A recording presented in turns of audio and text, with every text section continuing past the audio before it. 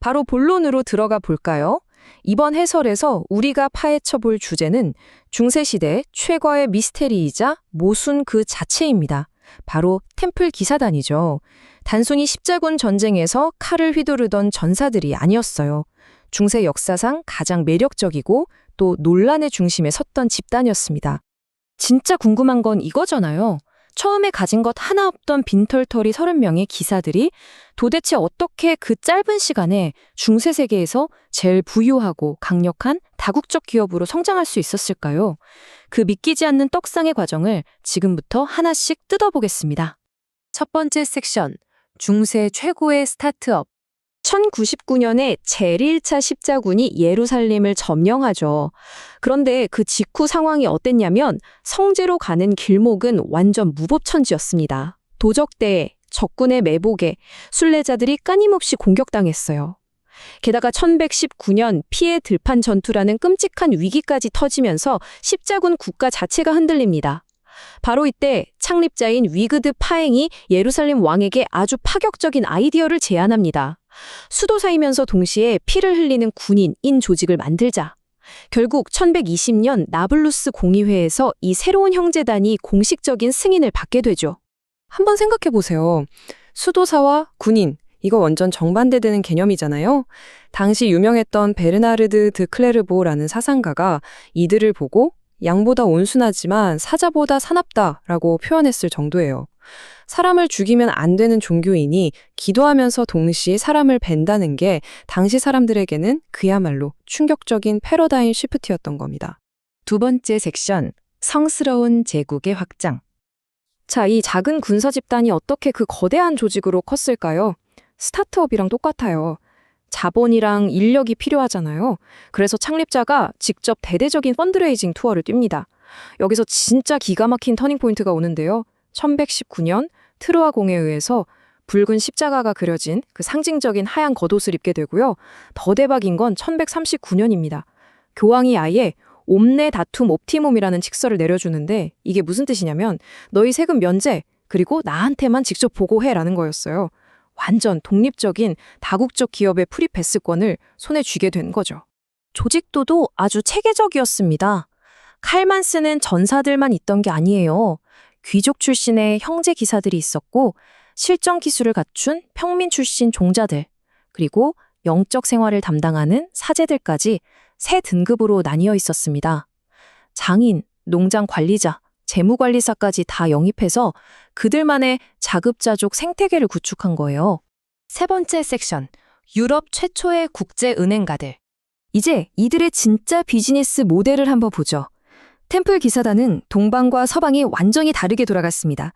동방 지부는 철저하게 성지를 방어하고 피 흘리는 최전방 군사 기지였어요.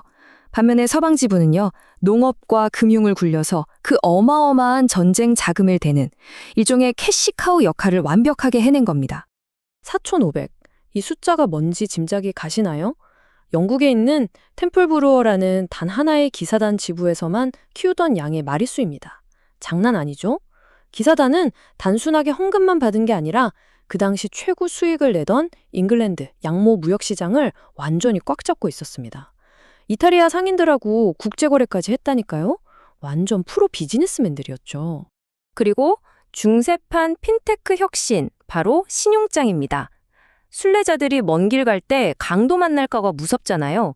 그래서 파리나 런던 지부에 돈을 맡기면 일종의 영수증을 줍니다. 그럼 가벼운 몸으로 안전하게 예루살렘까지 가서 현지 지부에 영수증을 내고 돈을 찾는 거예요.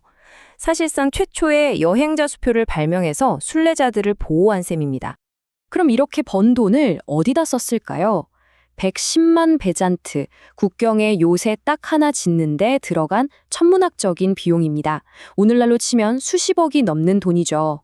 끊임없이 몰려오는 적들을 막기 위해 거대한 성들을 지어야 했고, 그러려면 서방에서 악착같이 돈을 벌어들이는 900개가 넘는 지부가 반드시 필요했던 겁니다.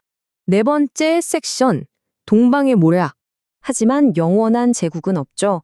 살라딘이라는 위대한 이슬람 지도자가 등장하면서 상황이 급반전됩니다. 1187년 하틴 전투에서 대패하면서 예루살렘을 잃고 말아요. 그리고 1291년 최후의 보류였던 아크레마저 함락되면서 십자군 국가는 완전히 종말을 맞이합니다.